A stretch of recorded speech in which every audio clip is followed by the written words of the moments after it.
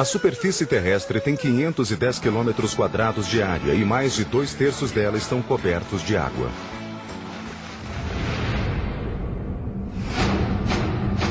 Até hoje, a maior parte dos nossos oceanos e mares continua inexplorada. Sabemos mais sobre os segredos e enigmas da superfície lunar do que sobre as águas do nosso planeta. Da mesma forma que os OVNIs são avistados em nossos céus, os OSNIs, ou objetos submarinos não identificados, são avistados em nossos oceanos.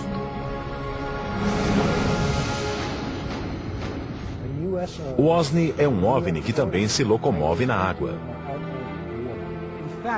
Provavelmente, OVNIs e OSNIs são a mesma coisa. Um OVNI se torna um OSNI quando passa para o meio aquático.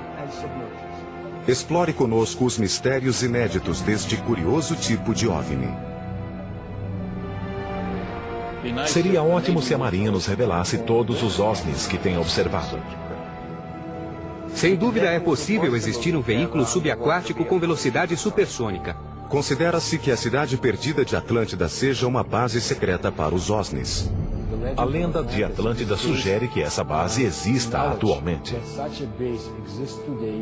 Sabe-se que Cristóvão Colombo registrou uma observação de OSNI em seu diário. Viram-nos subindo e descendo durante a noite. A única ocorrência OSNI documentada pelo governo aconteceu em Nova Escócia, na costa do Canadá.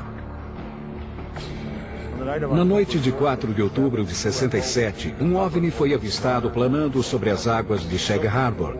De repente, ele se inclinou e arremeteu na direção da água, produzindo uma luz forte e um som de explosão. De acordo com pesquisadores, os OVNIs das profundezas continuam se escondendo nas águas inexploradas da Terra. Será que eles apenas nos visitaram? Ou será que continuam aqui?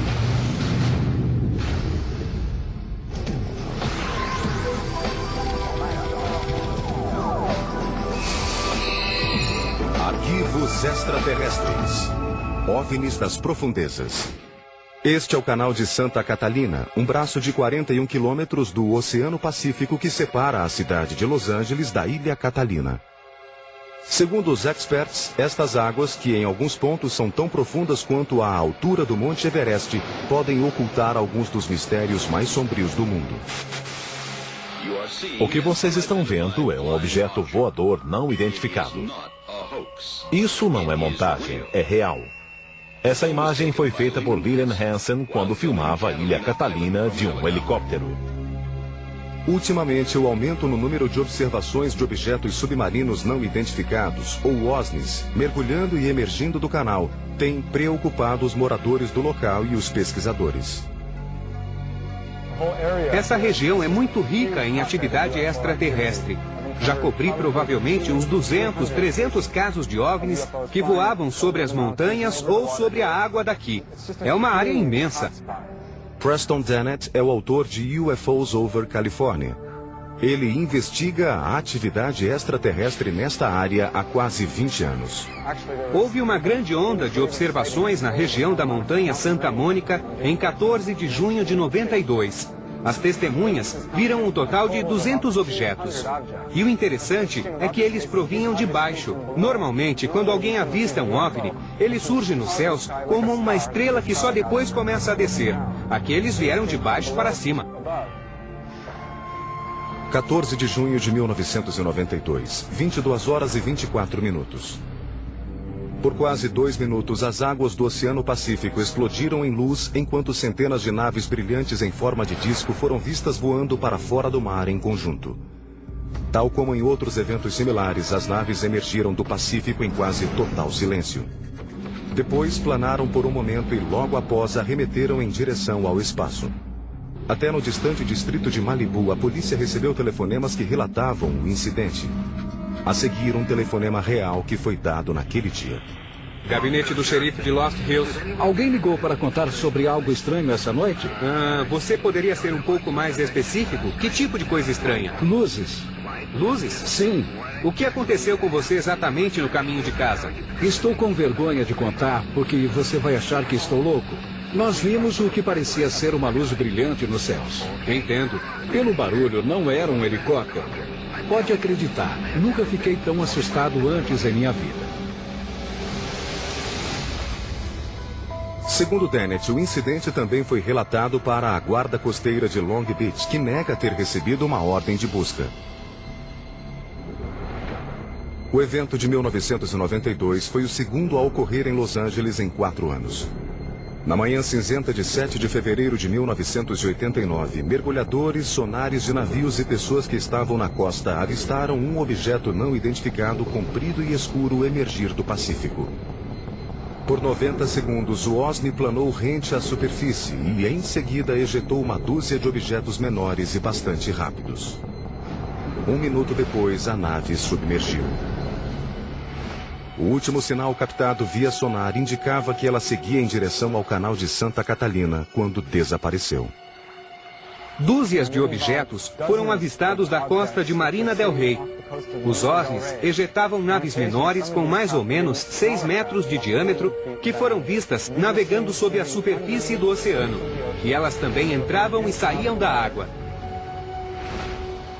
Tal como o incidente de 1947 em Roswell despertara a curiosidade mundial sobre os discos voadores, os acontecimentos próximos a Los Angeles deram início a uma onda de pesquisas sobre as ameaças e o potencial dos tais OSNIs. Os oceanos cobrem 70% do planeta Terra. Eles escondem muita história e muitos mistérios. É bem possível que exista uma sociedade de criaturas, de seres inteligentes e evoluídos, vivendo nas profundezas, porque eles têm essa capacidade e porque ninguém chega lá. É fascinante pensar sobre os OVNIs subaquáticos, porque eles podem saber muito mais sobre nosso planeta do que eu e você. A capacidade que um OSNI tem de se multiplicar ou de se dividir em partes é única. Houve um caso impressionante que ficou conhecido como o Evento do Golfo Nuevo. No dia 8 de fevereiro de 1960, a Marinha Argentina detectou 2 objetos não identificados parecidos com submarinos em suas águas. De repente, de acordo com os relatos, o sonar indicou que os objetos subaquáticos começaram a se subdividir e a alçar voo a partir da água. Contato do sonar 158, 191 metros. Contato do comando 158, 191 metros. Em 1960, a Marinha Argentina detectou 2 submarinos gigantes que inexplicavelmente se multiplicaram em 6 outros submarinos. Os argentinos não conseguiram capturá-los nem destruí-los porque as naves simplesmente desapareceram. O caso chegou a atrair a atenção dos oficiais mais antigos da União Soviética. Nikita Khrushchev, líder da União Soviética na época, ficou tão intrigado com a história que enviou seu auxiliar diplomático à Argentina para descobrir o que estava acontecendo. Enquanto alguns pesquisadores alegam que estes objetos podem não passar de submarinos militares disparando torpedos, outros argumentam que os submarinos não eram capazes de disparar 6 ou mais torpedos em 1960.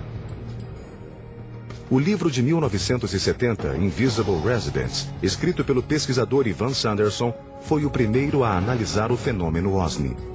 Ele revela outra característica interessante do comportamento OSNI. Em março de 1963, um submarino americano em exercício navegava conforme programado a 160 quilômetros da costa de Porto Rico. Subitamente, um submarino se desvia da rota prevista depois de detectar um objeto estranho que navegava na velocidade de 270 km por hora. Os oficiais ficaram impressionados. O OSNI viajava a uma profundidade de 6.000 metros. O som que o objeto emanava indicava que possuía um único motor e navegava a 6.000 metros de profundidade. O máximo que um submarino típico suporta descer são 2.000 metros. Então, o que quer que fosse aquele objeto, utilizava uma tecnologia superior à dos submarinos da época e até à dos atuais. A embarcação foi rastreada por quase 4 dias por todo o grupo. O objeto acelerava a velocidades impossíveis e depois parava e descansava, permitindo que a Marinha continuasse a rastreá-lo.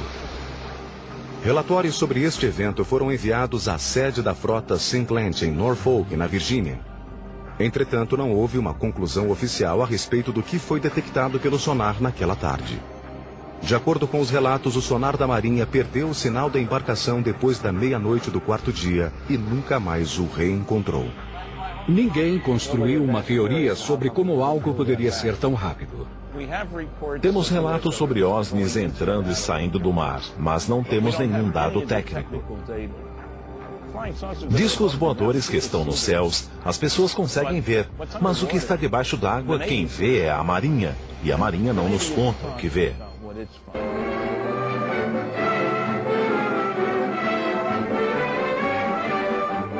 Inflando um enorme balão a bordo do navio USS Norton Sound, a Marinha se prepara para estudar os pretensos raios cósmicos no Oceano Pacífico.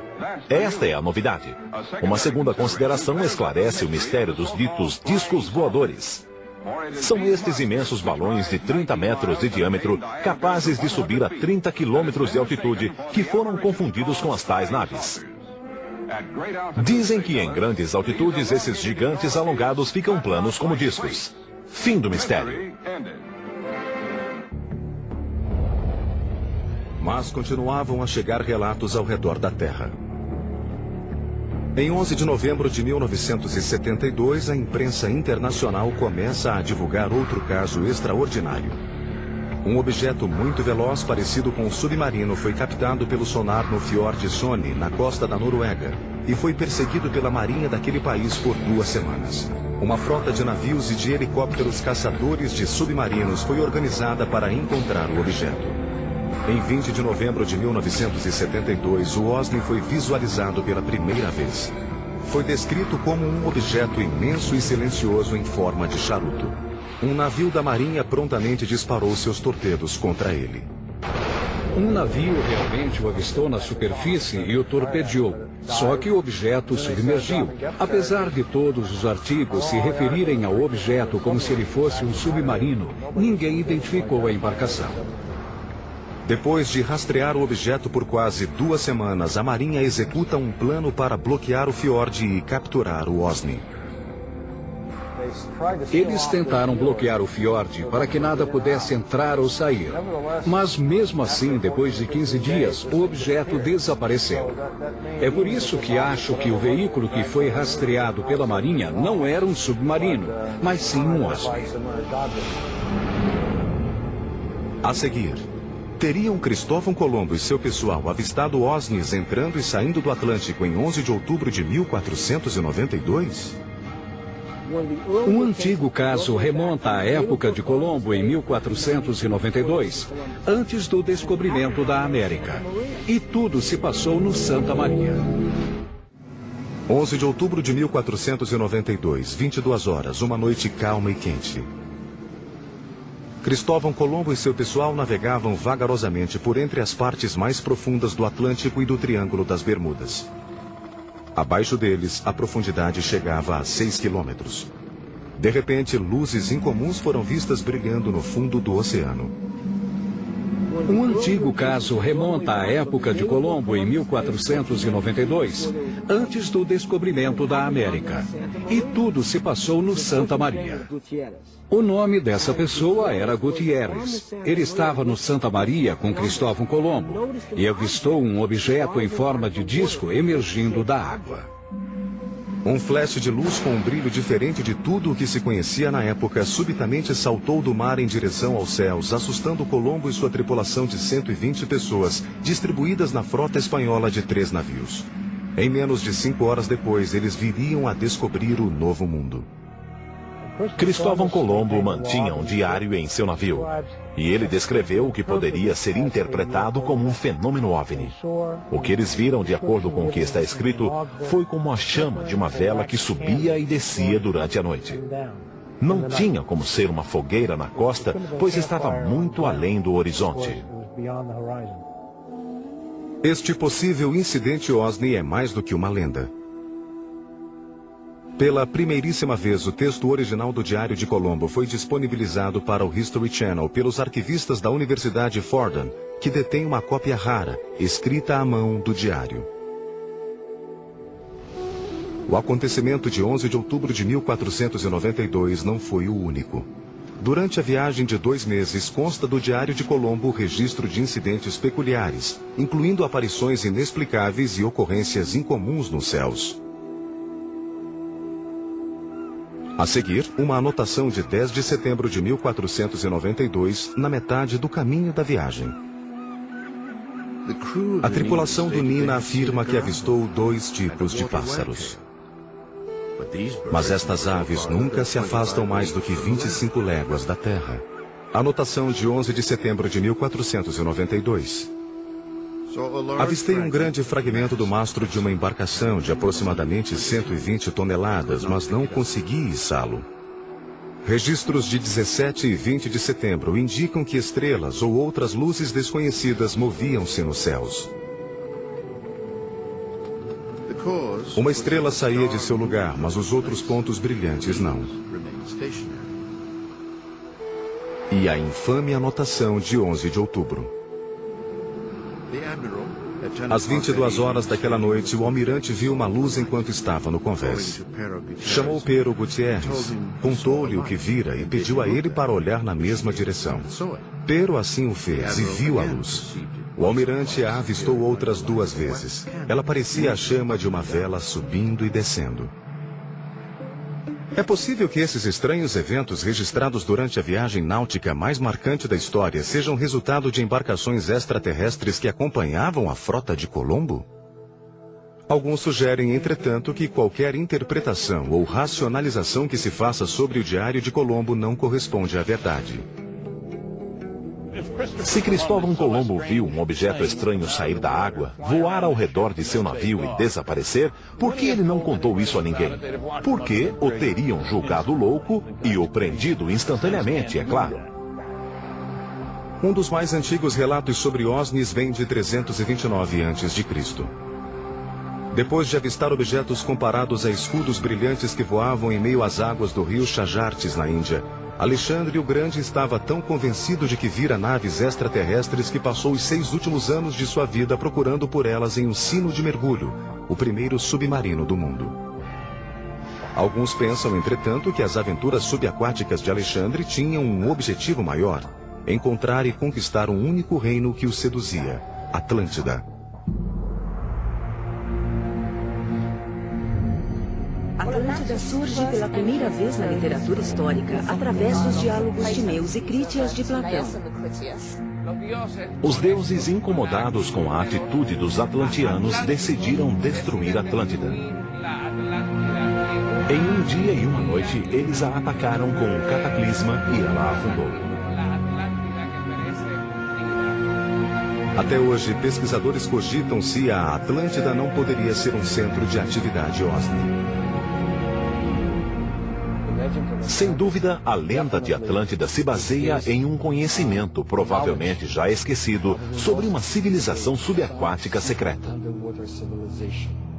A suposta localização de Atlântida no Mediterrâneo seria conveniente para os OVNIs, pois dali eles poderiam monitorar as civilizações humanas e suas rotas náuticas entre a Ásia Menor, Roma e Atenas.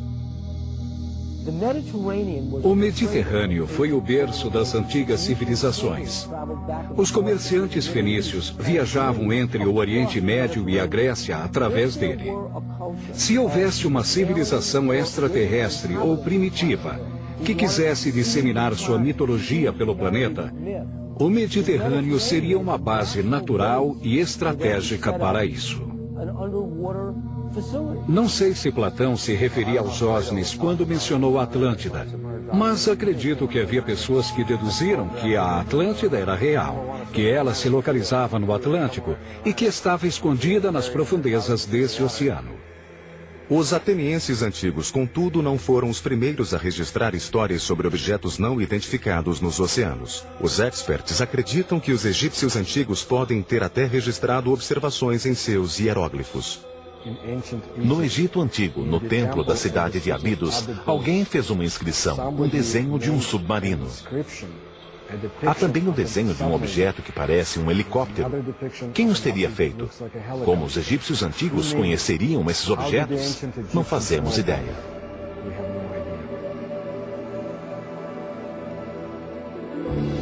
Um dos casos europeus mais antigos é uma série de relatos de observações ocorridas no século XI.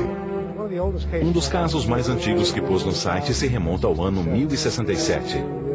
Tem a ver com os camponeses que viram algo flamejante nos céus.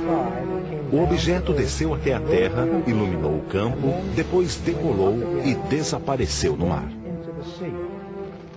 Carl Find estuda o fenômeno OSNI há quase uma década. Seu site na internet, waterufo.net, tem um arquivo com mais de 900 relatos atuais e históricos sobre OSNIs. Segundo Find, um dos primeiros casos do século XX foi descrito detalhadamente pelo Philadelphia Inquirer em 1º de agosto de 1904. De acordo com o jornal, um navio cargueiro inglês, o Moykan, a caminho da Filadélfia, foi envolvido por uma estranha neblina metálica que brilhava como fósforo. Descobri recentemente que o caso é muito mais complexo e assustador do que parecia ser. O capitão e a tripulação confirmaram que um objeto veio do oceano e que uma nuvem brilhante envolveu o navio. Não era um meteoro caindo, mas algo que saíra do mar. Conforme a nave se aproximava da embarcação, o capitão tentava distrair a tripulação para dissipar seu medo. Eles não conseguiam tirar nada do lugar enquanto a nuvem envolvia o navio. O jornal também afirmou que durante o evento a bússola do navio girava com a velocidade de um motor elétrico e que os marinheiros não conseguiam mover objetos de metal que estavam no convés magnetizado. Ainda no artigo, há uma fala de Urquhart, capitão do Moykan, afirmando que o fato poderia ser confirmado por toda a tripulação. Mas talvez o incidente mais impressionante em termos de OSNIs, de acordo com os experts, seja um caso canadense de 1967. O caso de Shag Harbor é o mais importante que já foi documentado. O OVNI se locomoveu sob a água e um segundo OVNI se juntou a ele. A seguir, visitamos Shag Harbor no 39º aniversário desta ocorrência OSNI crucial. Em 4 de outubro de 1967, as luzes estavam ali na água, bem atrás de mim.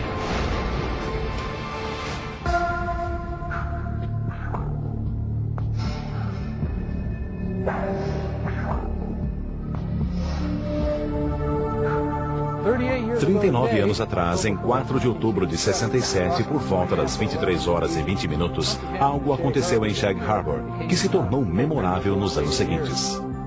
A noite de 4 de outubro de 67 ficou conhecida como a Noite dos OVNIs entre os pesquisadores do assunto. O incidente de Shag Harbor marcou a data em definitivo. Chris Stiles e Don Ledger passaram a última década pesquisando o incidente OSNI de Shag Harbor. O caso, largamente divulgado no Canadá na ocasião, foi totalmente esquecido nos anos subsequentes. No entanto, o livro lançado pela dupla em 2001, Dark Object, reabriu o caso e lançou nova luz às inúmeras observações de OSNIs daquela noite e das semanas seguintes. A razão pela qual o incidente de Shag Harbor se sobressaiu e eclipsou a importância das outras observações de OVNIs deveu-se ao fato de algo ter descido dos céus e entrado na água com muita luminosidade e barulho. O interessante é que no início ninguém associou o fato aos OVNIs. Muitos telefonemas foram dados imediatamente à Polícia Real Canadense mais próxima. E neles as pessoas diziam que tinham visto luzes ou que um avião podia ter caído no mar. A preocupação e o interesse eram no sentido de procurar por sobreviventes. Ninguém mencionou um OVNI.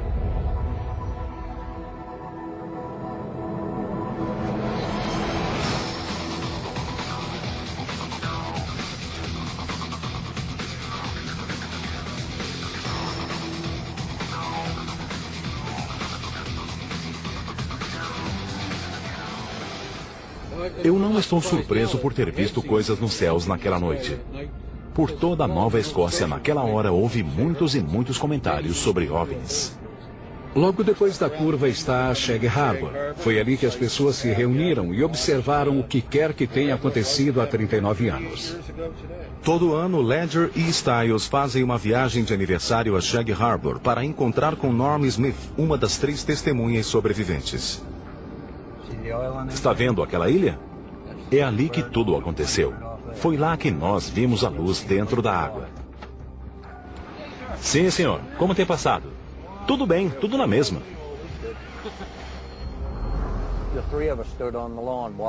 Nós três ficamos no gramado observando as luzes. Eventualmente elas começaram a se mover em nossa direção e depois arremeteram contra o solo. Pensamos que era um acidente de avião.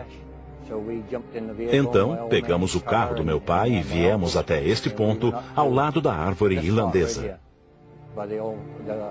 Quando chegamos aqui, havia mais umas 10 pessoas. Observamos as luzes na água por uns 2 ou 3 minutos, até que elas desapareceram. O que aconteceu depois é incontestável. Antes da meia-noite de quarta-feira, 4 de outubro, os oficiais da Polícia Real Canadense, que também presenciaram o evento, vasculharam a água em barcos até às 3 da manhã com a ajuda de vários pescadores locais, inclusive Norm Smith. Ao meio-dia de sexta-feira, 6 de outubro, mergulhadores da Marinha Canadense de Halifax chegaram e vasculharam a área durante todo o fim de semana. Eventualmente, 7 mergulhadores foram despachados da unidade de Halifax e levados a Shag Harbor. Eles trabalharam duro durante todo o fim de semana. Na manhã de segunda-feira, a busca foi dada como concluída. E no relatório aparecia apenas a palavra OVNI, circulada e grifada. De acordo com relatórios do governo, o objeto viajara do sul para o norte ao longo do litoral da Nova Escócia. A certa altura, ele parou e ficou planando. Então, por volta das 23 horas e 20 minutos, o objeto mergulhou na água sob um ângulo de 45 graus a 270 metros da costa. Bem atrás de mim foi onde vimos as luzes, na ilha Bomb Portage, bem atrás de mim. Quando os oficiais da polícia canadense chegaram à costa pela velha estrada número 3, o OVNI ainda estava se movendo sobre a superfície da água. Inclusive, ele parecia deixar um rastro de espuma amarela e densa. Na semana seguinte à do ocorrido, a história se torna ainda mais misteriosa e o caso acaba na primeira página dos jornais canadenses. Tal como Ledger e Stiles contam em seu livro, no dia seguinte àquele em que o incidente foi oficialmente classificado como um evento OVNI, uma segunda nave mergulhou no mar da Nova Escócia e foi se encontrar com a primeira. Então a nave veio descendo em uma velocidade impressionante. Veio através do norte de New Brunswick, passou direto pela Baía de Fundy até o sul de Nova Escócia e mergulhou no mar aqui. As autoridades já sabiam que o objeto tinha se movido sob a água e estacionado no fundo, ficando lá por uma semana. E depois disso, o OVNI começou a se mover na direção do Golfo de Maine, com a guarida de uma segunda nave que ajudava a consertá-lo. E as duas saíram da água e voaram por sobre o Golfo. O que é interessante é que há um segundo relato de observação, também em Shag Harbor, sobre 2 grupos de luzes, um amarelo e outro laranja, saindo da água e voando para longe. O mistério sobre o evento de 4 de outubro de 1967 continua a instigar debates e pesquisas. Há uma grande quantidade de documentos que interpretam o incidente como a queda de um OVNI. Um dos parágrafos afirma que uma investigação preliminar foi conduzida e que nela foi descoberto que o objeto não era resultado de incêndio ou afundamento de uma aeronave ou de qualquer outro veículo conhecido. Na época, 30 e tantos anos atrás, eu não sabia se aquilo era um OVNI ou outra coisa.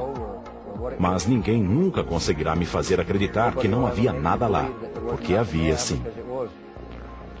A seguir, assista à filmagem inédita de um possível OVNI emergindo das águas da Laguna Cartagena, em Porto Rico. E eles vinham em direção à Laguna Cartagena. E logo após, um cientista da Universidade da Califórnia revela que a velocidade supersônica dos OVNIs no fundo do mar não só é possível, como muito provável. Talvez a região com o maior histórico de atividade OVNI seja a área ao redor de Porto Rico. Assim como o misterioso Triângulo das Bermudas, a ilha tem sido foco de debate OVNI há décadas. Em Porto Rico, há muitas ocorrências OVNI, e elas são similares às dos outros casos. Porto Rico é considerado dentro de todas as Américas como o lugar onde há um maior número de aparições de OVNIs. Membros do projeto Argus, grupo de ufologia porto-riquenho, concordaram em guiar um tour por algumas das áreas mais famosas pela atividade OVNI. A Laguna Cartagena é uma lagoa que fica isolada no sudeste da ilha e está ligada à maior parte da atividade OVNI do país. Há anos eu conduzo investigações em Laguna Cartagena, onde também há muito mistério sobre os OVNIs. Desde 1930, tem havido centenas de ocorrências em Laguna Cartagena, com muitos OVNIs entrando e saindo da área. 8 de outubro de 2002. Às 21 horas aproximadamente, o policial e membro do projeto Argus, Carlos Torres, viu um OVNI vermelho e brilhante saindo das águas da Laguna Cartagena em uma velocidade incrível. Logo depois, o objeto parou e ficou planando acima da superfície da água. Testemunhei um objeto planando sob a Laguna Cartagena. Os militares se envolveram no caso porque eles também o viram. A nave voou até o Monte Índio, fez a volta, retornou e ficou planando sobre a laguna.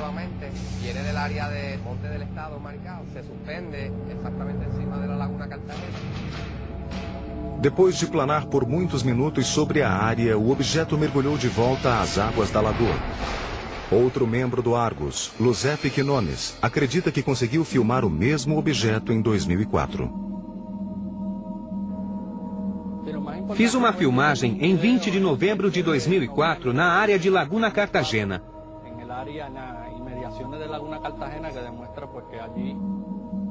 Eis o vídeo inédito que foi feito neste lago e que é uma possível evidência de um OVNI. A nave brilhante foi vista ao sair da água e planou por quase 1 minuto antes de voar para longe.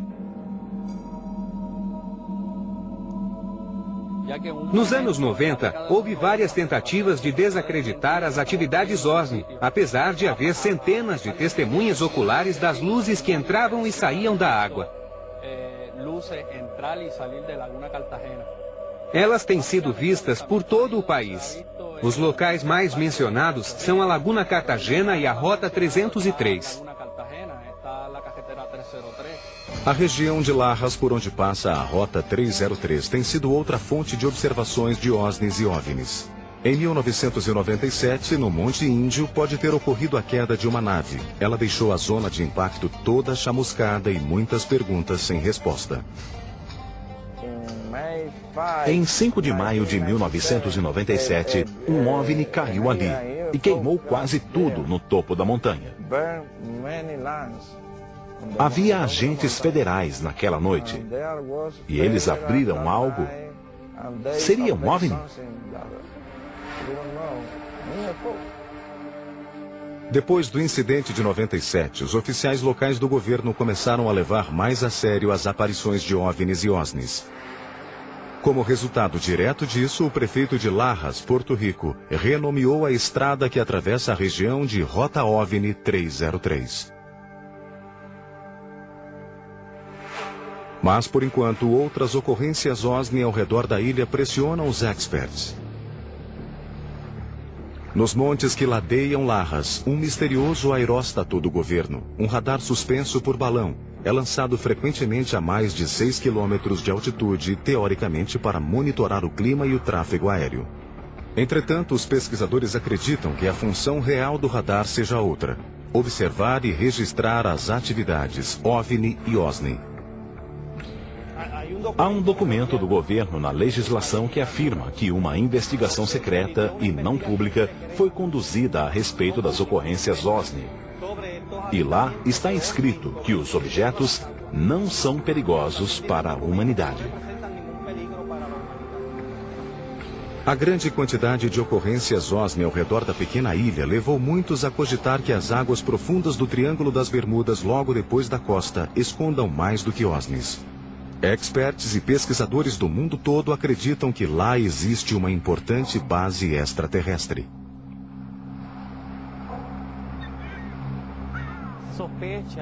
Suspeita-se que haja uma base entre La Pagueira e uma área próxima a Cabo Vermelho. A região tem águas muito profundas e cavernosas e vai até a Laguna Cartagena. Pensa-se que os OSNIs ficam entrando e saindo da água para que possam acessar áreas diferentes dentro das próprias bases subaquáticas. Poderiam todos estes eventos ser fruto do misticismo local ou talvez da lendária influência do Triângulo das Bermudas? Na cultura porto-riquenha, apesar de a maioria das pessoas comentar sobre chupa-cabra e Triângulo das Bermudas, elas não acreditam em nada disso. Ou será que haveria algo mais? É fato, os OSNIs de Porto Rico são reais. Há centenas de relatos e de testemunhas. É tudo verdade. Eu acho que o fenômeno OVNI é real. Aqui em Porto Rico tem havido centenas de casos. Isto é uma realidade. A seguir, uma possível evidência fotográfica de um OSNI saindo das águas do Golfo Breeze, na Flórida.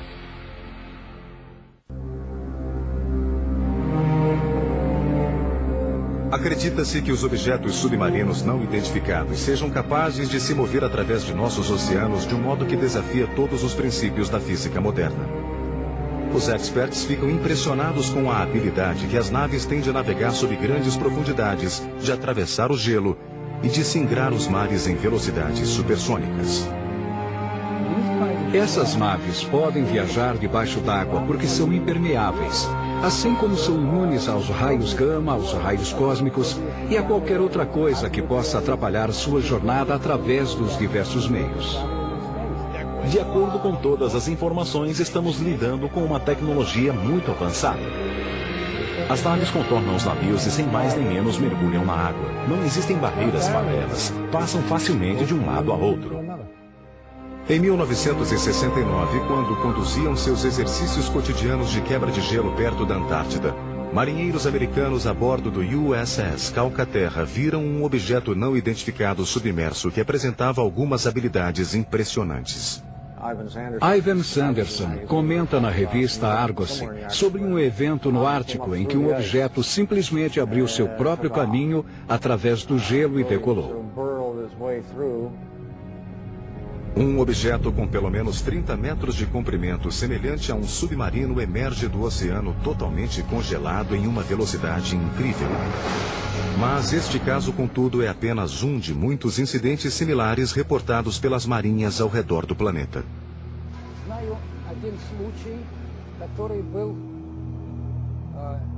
Sei de um caso que ocorreu próximo a Leningrado no inverno de 76. Um OSNI quebrou o gelo, manobrou embaixo d'água e rompeu o gelo novamente para sair.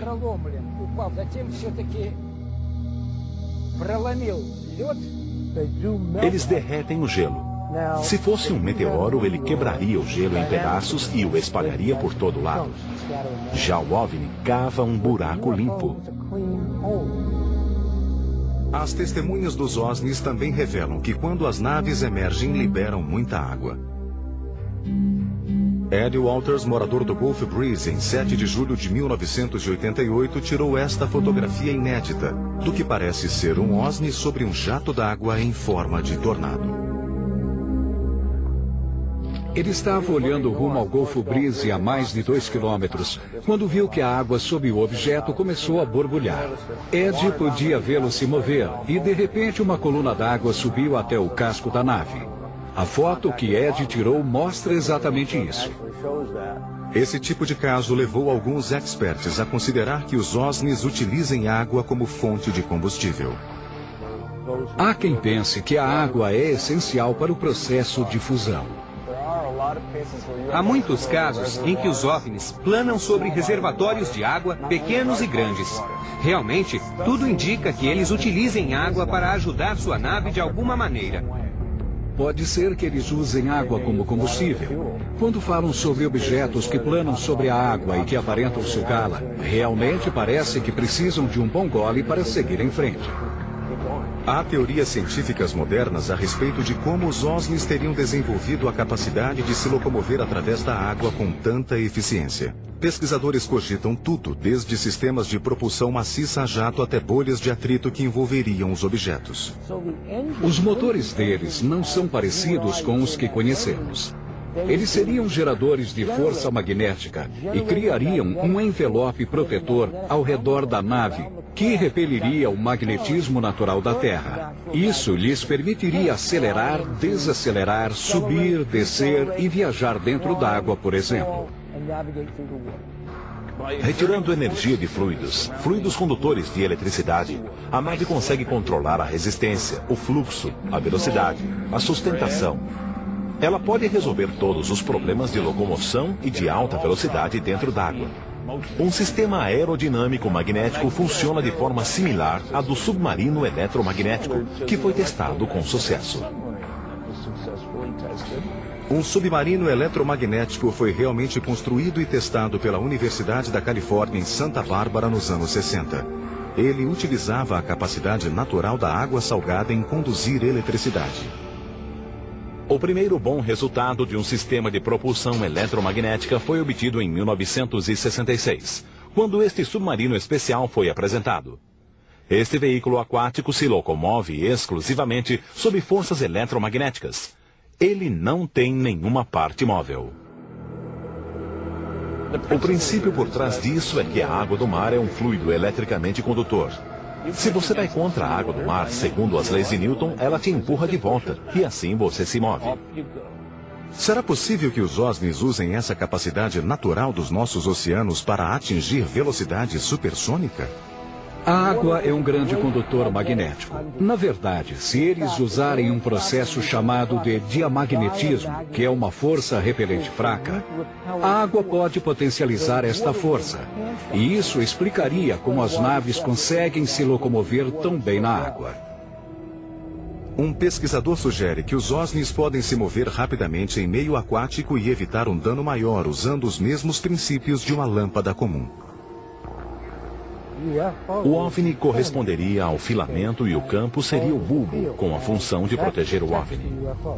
Este impediria a entrada da água, que na verdade nunca chegaria a tocar o OVNI.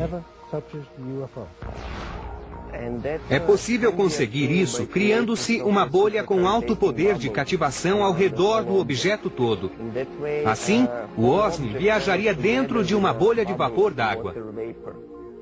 Marco Pricevak é professor de engenharia mecânica da Universidade da Califórnia, em Riverside.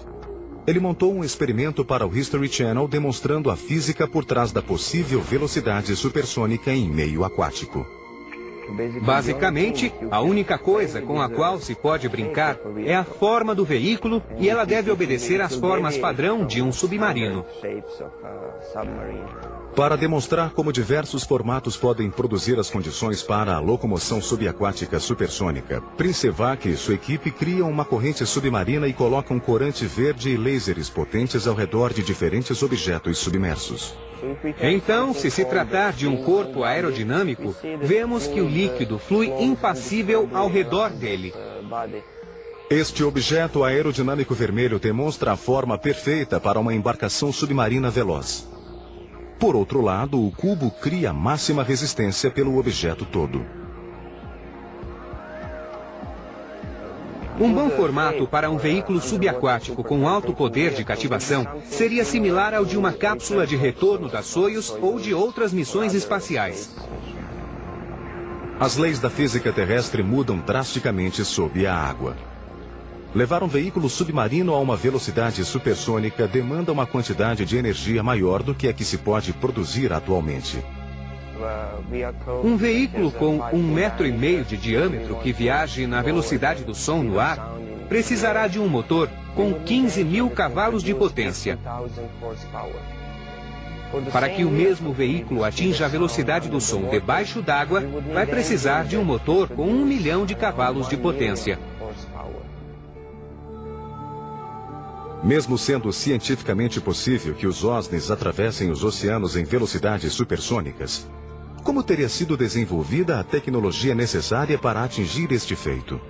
Os inúmeros mistérios que envolvem essas naves podem nunca ser totalmente desvendados, e é exatamente isso que estimula o estresse e a maior discussão entre os pesquisadores. Acho que é mais fácil para nós levar o homem à Lua ou até criar uma base lunar do que levar o homem ao fundo do oceano. Se eles são hostis e vieram para conquistar a Terra, já o fizeram há milhões de anos. Podemos ser fruto da criação deles. A Terra pode ter sido conquistada. Nós trabalhamos para eles e eles vivem aqui. Todo o planeta pode ser deles.